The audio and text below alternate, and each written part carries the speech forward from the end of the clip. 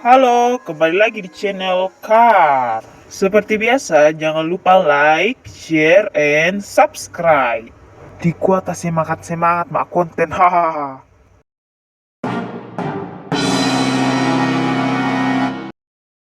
Berita kita hari ini Car akan menceritakan alur cerita mengenai Smallfoot. Tanpa basa-basi, mari kita nonton bersama-sama.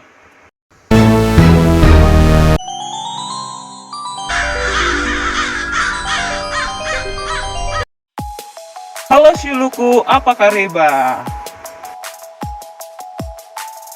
Cerita kita hari ini mengenai Smallfoot.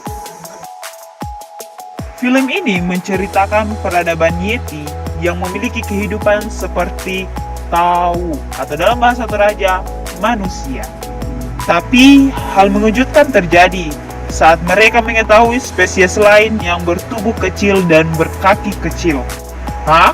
Berkaki kecil? Jangan-jangan itu monyet? Tanpa basa-basi, Car akan menceritakannya. Kisah bermula di pegunungan Sinaji, jika diselimuti salju, alias pegunungan Himalaya. Di puncak gunung tersebut tinggallah segonggok kerbau yang sangat bahagia. Segonggok. Mereka memiliki adat istiadat. Kayak suku Toraja aja memiliki adat istiadat. Lanjut. Adat istiadat itu tertulis di batu peninggalan nenek moyang mereka. Batu-batu itu dipegang oleh Pak RT atau dalam film dinamakan kepala suku yang bernama Stone Keeper. Para kerbau yang tinggal di situ percaya kalau batu itu akan menjaga dan melindungi mereka. Mereka juga percaya jika dunia mereka ditopang oleh segonggong mamut besar. Mamut itu loh yang mirip gajah. Bahkan mereka juga percaya jika kita membunyikan gong, maka siput besar akan muncul yang padahal itu adalah matahari. Dan kakek tua itu yang biasa membunyikan gong. Pantas ya kepalanya begitu. Anaknya pun bahagia saat matahari muncul dan dia berharap bisa menggantikan ayahnya sebagai penyundul gong. Kita sebut saja dia Migo.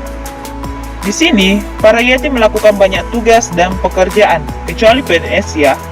Bahkan, ada yang bertugas untuk memberi makan mamut. Harinya pun tiba, Migo kemudian dipanggil Pak RT untuk berlatih menyundul gong dan menggantikan ayahnya. Migo pun bersemangat dan sangat bahagia. Tahap demi tahap mulai ia lakukan untuk menghantam gong. Ya, begitulah, jika usaha tidak ada yang instan, pasti ada saja kegagalan.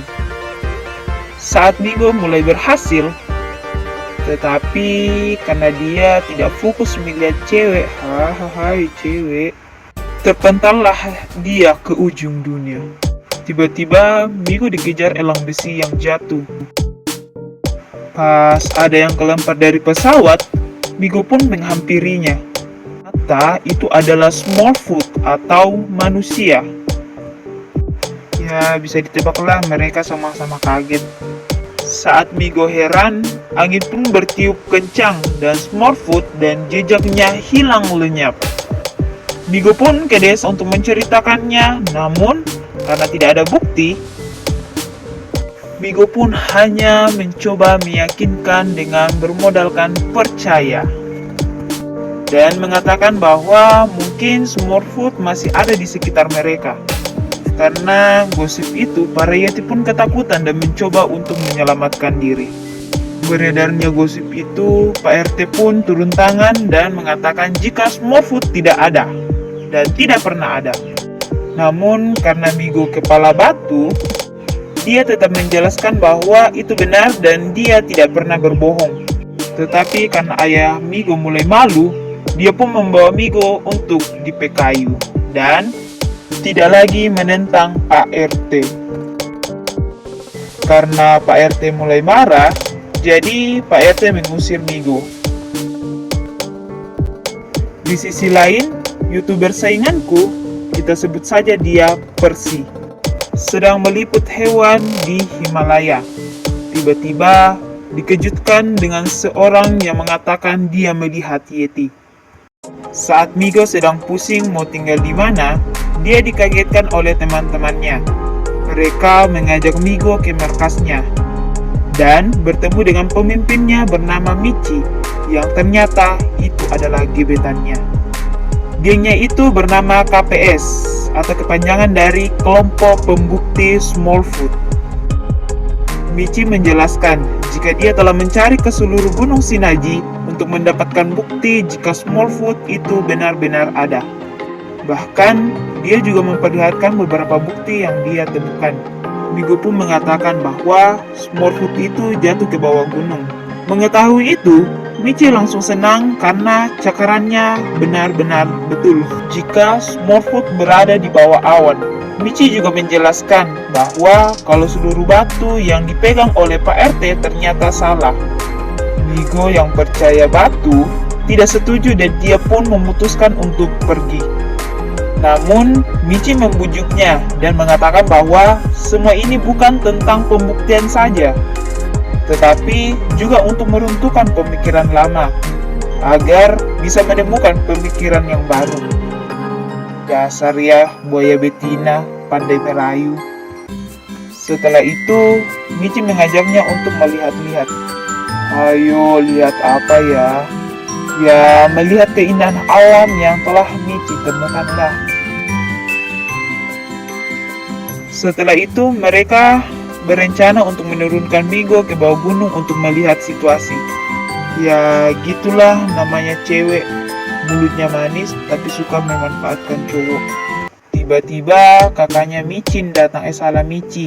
Sontak saja, sok bacok kaget dan melepaskan tali yang dipegangnya. Akibatnya, Migo yang terbang terjatuh ke bawah gunung tersebut. Di sana, Migo sangat takjub dengan keindahan alam. Dia juga menemukan elang besi yang telah menabraknya. Migo pun masuk ke dalam pesawat tersebut, tapi dia kaget melihat kambing di situ. Ya, gitulah, habis diperalat cewek, cowok kadang mulai sial dan tambah bego. Setelah itu, dia melihat jejak Smallfoot dan menghampirinya. Di sisi lain, sainganku Percy sedang berbicara kepada Brenda. Kalau dia memiliki rencana merekam Yeti dengan kostum yang telah dibeli di Shopee agar bisa viral atau viral. Namun Brenda tidak menjawab dan pergi begitu saja. Nah, pas Migo ada di situ, Percy muncul. Percy kesenangan nih, karena dia ngira dia itu tuh si Brenda. Dia pun mulai ngevlog kan, tapi nggak lama dia melihat Brenda naik motor salju. Seketika Percy kaget dan panik pas tahu di depannya itu Yeti ayam asli. Ya, rasain loh. Percy mencoba menembaknya agar bisa kabur dari dia. Namun sayang dia terkena tembakan sendiri yang mengakibatkannya jatuh pingsan. Tanpa pikir panjang, Migo menculiknya dan membawa pulang untuk membuktikan kepada Yeti bahwa dia tidak berbohong. Namun di tengah perjalanan, dia terkena badai salju yang membuatnya harus berteduh. Karena Percy kedinginan, Migo mencoba membuat api untuk menghangatkan tubuh Percy.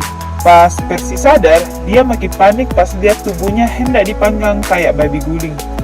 Percy panik dan merekam dirinya sambil mengatakan kalau dia hendak dimakan Yeti. Nah, karena perbedaan bahasa, mereka pun kesulitan berkomunikasi dan menyebabkan kesalahpahaman di antara mereka. Yang satu bahasa Indonesia, yang satu bahasa Toraja. Ya, jadinya pergi di komande. Hahaha. Percy pun pergi dan mencari jaringan untuk mengirimkan videonya untuk diposting. Tapi tiba-tiba dia mendengar sesuatu yang ternyata goa itu tempat tinggal beruang.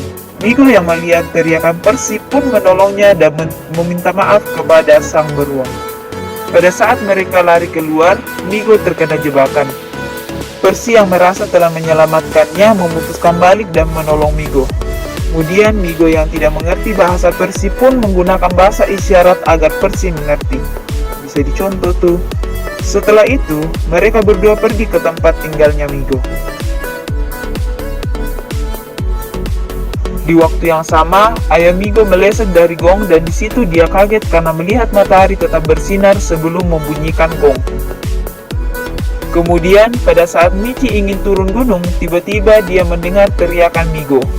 Migo yang membawa monyet langsung memperkenalkannya kepada mereka. Lalu, mereka pergi ke desa untuk memamerkannya kepada Yeti. Percy pun merasa kaget melihat para Yeti berada di depannya. Dia juga menyadari kalau Yeti memiliki peradabannya sendiri dan bukan makhluk buas. Setelah itu, peradaban Yeti berubah secara perlahan untuk membuka pemikiran mereka tentang dunia. Di situ juga, Yeti mengajak Percy untuk bermain dan berkeliling desa. Pak RT yang melihat itu, mengatakan kepada Michi kalau dia ingin melindungi desa dan dirinya. Ketika Migo menghampiri ayahnya, sang ayah bercerita tentang kejadian tadi pagi. Namun, Migo dipanggil untuk bertemu Pak RT. Dia diperlihatkan kalau dulu para Stonekeeper meninggalkan satu batu setiap ada kebijakan baru untuk desa. Dia juga menceritakan sebuah kebenaran. Di masa lalu, para Yeti pernah hidup di bawah awan, sampai bertemu Smallfoot dan membunuh mereka dengan kejam. Menghindari kenyataan, para Yeti memanjat gunung agar bisa menyelamatkan diri dari kejahatan Smallfoot. Dan ternyata, kumpulan awan yang mengelilingi dunia mereka adalah uap buatan dengan tujuan agar Yeti dan manusia tidak saling menatap satu sama yang lain. Oleh sebab itu, Stonekeeper atau Pak RT melakukan kebohongan yang tertulis di batu demi kebaikan desa. Pak RT kemudian menyuruh Migo untuk berbohong untuk menyelamatkan desa. Di samping itu, Percy menjelaskan kehidupannya dan memperlihatkan teknologi yang dimilikinya. Namun, karena kekurangan oksigen, Percy menggigil dan susah untuk bernafas. Gak lama kemudian, Migo membawa Smallfoot dan mengatakan kebohongan kepada para Yeti bahwa yang dibawanya itu cuma ayam bukan Smallfoot. Dia juga menghina teman-temannya yang membelanya dengan tujuan mereka bisa selamat dari pasukan Smallfoot yang jahat. Memang manusia sangat jahat. Di sini Michi sadar bahwa Smallfoot butuh kehangatan dan oksigen, tapi sayang, sang ayah langsung menyuruhnya masuk. Migo pun dihantui perasaan sangat menyesal. Keesokan harinya, sang ayah melihat Migo duduk di depan rumah. Migo curhat kalau dia menyesal telah membohongi para Yeti dan membawa Smallfoot. Ia pun memutuskan untuk tetap menjadi penyunggul gong agar bisa menghilangkan perasaan bersalahnya. Tapi sang ayah malah mempersiapkan bidikan ke rumah Pak RT untuk membantunya menyelamatkan Smallfoot. Di kamarnya Michi, dia kaget saat melihat gambar besar di dindingnya. Nah, ternyata Michi itu turun ke bawah. Migo yang mendengar kalau Michi membawa Smallfoot langsung lari ke tempat dia dijatuhkan. Pada saat itu, dia bertemu dengan teman-temannya dan meminta maaf kepada mereka. Tanpa pikir panjang, Migo langsung terjun untuk menyusul Michi. Tanpa disangka-sangka, ternyata Sobaco dan BBC turun untuk menemaninya mencari Michi. Ketika Percy sudah sadar, dia panik pas tahu kalau dirinya sudah di Toraja. Pada saat itu juga, Brenda sedang menabraknya. Namun, tanpa disangka-sangka ternyata Percy sudah terkenal berkat videonya yang diupload sama Brenda. Di situ juga dia sadar kalau Michi yang sedang mengarah ke pusat kota. Seketika dia menghampirinya. Michi yang baru melihat keindahan Toraja pun tampak senang dengan apa yang dilihatnya. Tanpa dia sadari, ternyata dia sudah membuat kaget para Smallfoot yang melihatnya. Akibat itu, polisi pun mau mengepung dan ingin menangkapnya. Dia yang kaget dengan hal itu pun langsung lari dan untungnya dia diselamatkan oleh teman-temannya. Di situ juga Migo meminta maaf kepadanya dan menjelaskan kalau yang dilakukannya semata-mata untuk melindunginya. Gak lama kemudian, polisi menemukan mereka. Mereka pun bergegas pergi untuk menyelamatkan diri dan terjadilah kejar-kejaran.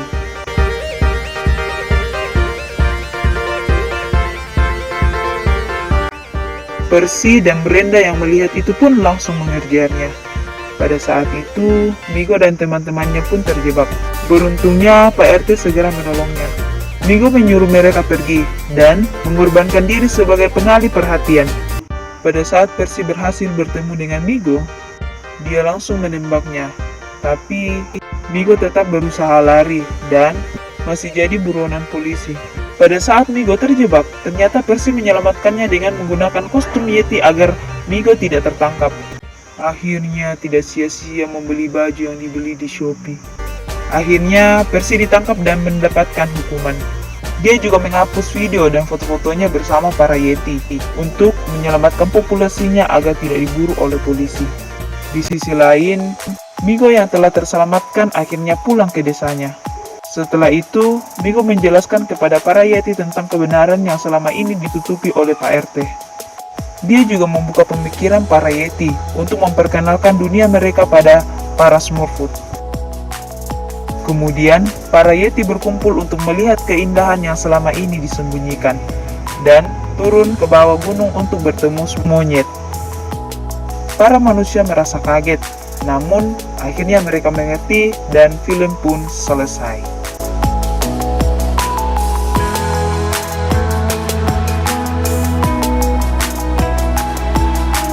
Nah, gini nih filmnya, seru bukan? Maaf jika dalam penjelasan video ada kata-kata yang kurang dimengerti. Bagi yang kurang mengerti bisa komen, soalnya ada beberapa kata yang disengaja diterjemahkan dalam bahasa Toraja untuk kita sama-sama belajar.